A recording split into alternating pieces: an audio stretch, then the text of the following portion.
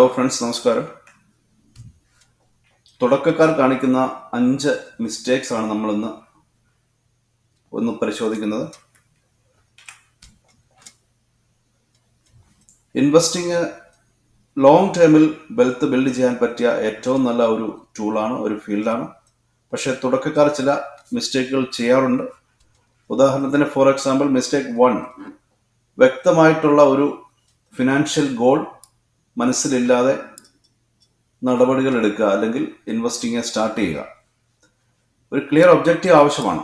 എത്രയാണ് നമ്മൾ എത്ര നാളാണ് ആ ഒരു നിക്ഷേപം തുടർന്ന് കൊണ്ടുപോകാൻ ഉദ്ദേശിക്കുന്നത്, എന്താണ് നമ്മുടെ ക്യാപിറ്റൽ, എന്താണ് നമ്മൾ ഉദ്ദേശിക്കുന്ന റിട്ടേൺസ് ഏകദേശം, ഈ വക കാര്യങ്ങൾ എപ്പോഴത്തേക്കാണ് നമുക്ക് ആവശ്യം. ഇത്രയും കാര്യങ്ങൾ അറിഞ്ഞതിന് ശേഷം മാത്രം അതിന് അനുയോജ്യമായ രീതിയിലുള്ള സ്കീമുകളിലേക്ക് നമുക്ക് കടക്കാൻ പറ്റുകയുള്ളൂ. സോ നമ്മൾ ചെയ്യേണ്ടത് സ്മാർട്ടായിട്ടുള്ള ഗോൾസ്, അതായത് specific, measurable, achievable, relevant, time bound ആയിട്ടുള്ള സ്മാർട്ടായിട്ടുള്ള ഒരു ഗോള് തന്നെ ഇത് നിക്ഷേപിക്കുന്നതിന് മുമ്പ് തീരുമാനിക്കണം. തീർച്ചയായിട്ടും അതിന് കുറച്ച് അറിവും ആവശ്യമായി വരും. ഏതൊക്കെ നിക്ഷേപ രീതികളാണ്, ഏതൊക്കെ ടൂൾസ് എങ്ങനെയൊക്കെ വർക്ക് ചെയ്യും, ഓപ്ഷൻസിനെ പറ്റി അറിയണം, ഹെഡ്ജിങ് അറിയണം. ഇത്രയും കാര്യങ്ങൾ പഠിച്ചിട്ട് ചെയ്യുന്നതായിരിക്കും നല്ലത്. രണ്ടാമത്തെ മിസ്റ്റേക്ക്, ഡൈവേഴ്സിഫിക്കേഷൻ എന്നുള്ള കൺസെപ്റ്റ് ഏറ്റവും പ്രധാനപ്പെട്ടതാണ്. മ്യൂച്വൽ ഫണ്ടിൽ ഓട്ടോമാറ്റിക് ഡൈവേഴ്സിഫിക്കേഷൻ ഉണ്ട്, ETF-ലുണ്ട്. മനുവലി നമ്മൾ ചെയ്യുകയാണെങ്കിലും ഡൈവേഴ്സിഫൈ എന്നുകൊണ്ട് ഉദ്ദേശിക്കുന്നത് ഏതെങ്കിലും ഒരു അസറ്റിൽ മാത്രം നമ്മൾ ഫോക്കസ് ചെയ്യുന്നു. ഒന്നുകിൽ സ്റ്റോക്ക് മാത്രം, അതല്ലെങ്കിൽ സ്റ്റോക്കിൽ മാത്രമാണ് ചെയ്യുന്നതെങ്കിൽ ഏതെങ്കിലും ഒരു സ്റ്റോക്ക്, ഫോർ എക്സാമ്പിൾ റിലയൻസ് മാത്രം നമ്മൾ വാങ്ങി വെക്കുന്നു, ബാക്കിയുള്ള സ്റ്റോക്കുകളൊന്നും വാങ്ങുന്നില്ല എങ്കിൽ അത് ഡൈവേഴ്സിഫിക്കേഷൻ ഇല്ലാത്ത സാഹചര്യമാണ്. ഡൈവേഴ്സിഫിക്കേഷൻ കമ്പൽസറി ആയിട്ടും വേണം. അല്ല എങ്കിൽ നമ്മൾ വാങ്ങിയ അസറ്റ് കറക്റ്റായിട്ട് പെർഫോം ചെയ്തില്ല എന്നുള്ള സാഹചര്യത്തിൽ നമ്മൾ ഫണ്ട് പെർഫോം ചെയ്യാത്ത സിറ്റുവേഷൻ വരും. അതിന് സൊല്യൂഷനായിട്ട് ഇൻഡെക്സ് ഫണ്ടുകൾ, ETF ഒക്കെ നോക്കാം. അതൊക്കെ ഓട്ടോമാറ്റിക്കായിട്ട് അതിനകത്ത് ഡൈവേഴ്സിഫിക്കേഷൻ ബിൽറ്റ് ആണ്. മ്യൂച്വൽ ഫണ്ടിലും ഡൈവേഴ്സിഫിക്കേഷൻ ഉണ്ട്. മൂന്നാമത്തെ മിസ്റ്റേക്ക്, ടൈമിംഗ് ദ മാർക്കറ്റ്. ഇതുകൊണ്ട് ഉദ്ദേശിക്കുന്നത്, മാർക്കറ്റിൽ ഒരു ബോട്ടം വരുമ്പോൾ, ബോട്ടമാണ് എന്ന് നമുക്ക് തോന്നുന്ന സാഹചര്യം നമ്മൾ അവിടെ പൊസിഷൻ എടുക്കുന്നു, ലോങ് പൊസിഷൻ, അതായത് വാങ്ങി വെക്കുന്നു. ആ സാഹചര്യം നമ്മളുടെ ബോട്ടം എന്ന് നമ്മൾ കരുതുന്നത് യഥാർത്ഥത്തിൽ ആ ബോട്ടം ആയിരിക്കണമെന്നില്ല. അതിന് അവിടുന്ന് ഫർദർ വീണ്ടും താഴേക്ക് പോകാം. അതുപോലെ തന്നെ സ്റ്റോക്ക് വിൽക്കാൻ നമ്മൾ തീരുമാനിക്കുമ്പോൾ ഒന്നുകിൽ ഷോർട്ട് ആയിക്കോട്ടെ, അല്ലെങ്കിൽ നമ്മുടെ കയ്യിലുള്ള സ്റ്റോക്ക് വിൽക്കുകയാണെങ്കിൽ പോലും ഒരു ഹൈ നമ്മൾ കണ്ടിട്ട് അവിടെ വിൽക്കുമ്പോൾ വീണ്ടും ഒരു ഫർദർ ഹൈ ഉടനെ തന്നെ വന്നേക്കാം, നമുക്കതറിയില്ല. സോ ആ ഒരു ടൈം നമ്മൾ ഫിക്സ് ചെയ്യാതിരിക്കണം. ആ ടൈം ഫിക്സ് ചെയ്യാതിരിക്കാനുള്ള ഓപ്ഷൻസ് ഉണ്ട്.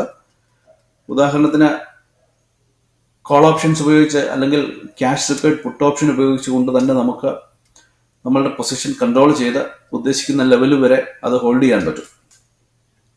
അപ്പോൾ നമുക്ക് ടൈമിംഗ് ചെയ്യേണ്ട ആവശ്യമില്ല. അല്ലെങ്കിൽ മാർക്കറ്റിൽ വന്ന പൊസിഷൻ ആ ഒരു ഹൈയോ ലോയോ നോക്കിയിട്ട് ഒരു തീരുമാനത്തിലെടുത്ത് ഒരു പൊസിഷൻ എടുക്കേണ്ട ആവശ്യമില്ല, പൊസിഷൻ ക്ലോസ് ചെയ്യേണ്ട ആവശ്യമില്ല.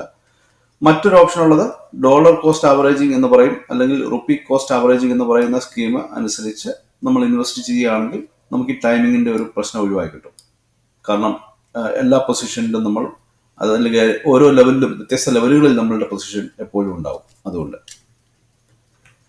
നാലാമത്തെ മിസ്റ്റേക്ക്, റിസർച്ച് ചെയ്യാതിരിക്കുക, എഡ്യൂക്കേഷൻ ചെയ്യാതിരിക്കുക. ഒരുപാട് കാര്യങ്ങൾ പഠിച്ചെടുക്കേണ്ടതായിട്ടുണ്ട്. സിമ്പിളായിട്ടുള്ള കാര്യങ്ങളാണ്. ആർക്കും, വളരെ വലിയ വിദ്യാഭ്യാസമൊന്നും ഇല്ലാത്ത ആൾക്കാർക്ക് പോലും പഠിച്ചെടുക്കാൻ പറ്റുന്ന ഐറ്റംസ് മാത്രമേ ഈ ഒരു ഫീൽഡിലുള്ളൂ, ഇൻക്ലൂഡിങ് ഓപ്ഷൻസ്. അത്രയും കാര്യങ്ങൾ പഠിച്ചാൽ, നീ ഓപ്ഷൻസ് പഠിക്കാത്ത ആൾക്കാർ സ്റ്റോക്ക് മാത്രമാണ് ചെയ്യുന്നതെങ്കിൽ അവിടെയും ഒരു ഫണ്ടമെന്റൽ റിസർച്ച് ചെയ്യേണ്ടതായിട്ടുണ്ട്. അല്ലാതെ നമുക്ക് എവിടെന്നെങ്കിലും ആരെങ്കിലും ഒരു ടിപ്പ് തന്നു എന്ന് വിചാരിച്ച് നമ്മൾ ഒരു പൊസിഷൻ എടുക്കുന്നത് ഒട്ടും ശരിയല്ല. കാരണം ആ ടിപ്പ്, ആ തന്ന ആളുടെ ഒരു സിറ്റുവേഷൻ പോലും നമുക്കറിയില്ല. ആരാ, എന്താ, അവർക്ക് എന്തെങ്കിലുമൊക്കെ വേറെ ഉദ്ദേശം കാണും, അല്ലെങ്കിൽ വെറുതെ എന്തെങ്കിലുമൊക്കെ എവിടെയെങ്കിലും കാണുന്ന വിളിച്ച് പറയായിരിക്കും ചെയ്യുന്നത്. സോ നമ്മളുടെ ഇൻവെസ്റ്റ്മെന്റ് നമ്മൾ തന്നെ നേരിട്ട് ചെയ്യണം, റിസർച്ച് നടത്തിയിട്ട്. സ്കാംസ് ഒരുപാടുണ്ട്, പറ്റിക്കൽസ് ഉണ്ട്. ഓക്കെ, സോ അടിസ്ഥാനപരമായിട്ടുള്ള കാര്യങ്ങൾ അറിഞ്ഞുകൊണ്ട് ചെയ്യുക. പറ്റുമെങ്കിൽ ഓപ്ഷൻസും പഠിക്കുക, എഡ്ജിങ് പഠിക്കുക. അഞ്ചാമത്തെ മിസ്റ്റേക്ക്, ഓവർലുക്കിംഗ് ഫീസ് ആൻഡ് എക്സ്പെൻസസ്. ഓരോ പ്രാവശ്യം ട്രേഡ് ചെയ്യുമ്പോഴും നമ്മളുടെ ഇന്ന് ബ്രോക്കറേജ്, മറ്റ് പല ചാർജുകൾ, GST അടക്കമുള്ള ഒരുപാട് ചാർജുകൾ പുറത്തോട്ട് പോകുന്നുണ്ട്. ഒരു പൊസിഷൻ എടുത്താൽ അത് ക്ലോസ് ചെയ്യുമ്പോഴും ഇതുപോലെയുള്ള ചാർജുകൾ പോകുന്നുണ്ട്. ഇത് നല്ല രീതിയിലുള്ള ലാഭം ഉണ്ടാക്കിയാൽ മാത്രമേ ഈ എക്സ്പെൻസ് പോലും പലപ്പോഴും കവർ ചെയ്യാൻ പറ്റുകയുള്ളൂ. നഷ്ടക്കച്ചവടം ആണെങ്കിൽ പോലും നമ്മൾ ഈ ചാർജ് എല്ലാം കൊടുക്കേണ്ടി വരും. സോ ചാർജും ഫീസും ഇങ്ങനെയുള്ള കാര്യങ്ങൾ ഉണ്ട്. അത് അതാണ് നമുക്ക് ഇതിനകത്ത് വരുന്ന ഒരു എക്സ്പെൻസ്. അതർ ദാൻ ചില ആൾക്കാർ സ്റ്റോപ്പ് ലോസ് ഒക്കെ എടുക്കാറുണ്ട്. അവരുടെ കേസിൽ അതും ഒരു വലിയ എക്സ്പെൻസ് ആയിട്ട് വരും. ഇപ്പം സ്റ്റോപ്പ് ലോസ് എടുക്കുന്നവർക്ക് അത് തന്നെയാണ് ഏറ്റവും വലിയ എക്സ്പെൻസ്. പിന്നെ വരുന്ന എക്സ്പെൻസ് ഈ ഫീസും ബ്രോക്കറേജും ഒക്കെയാണ്. ഇത്രയും കാര്യങ്ങൾ അറിഞ്ഞു കണ്ടിട്ട് മാത്രം നിക്ഷേപം സ്റ്റാർട്ട് ചെയ്യുക. Wish you all the best.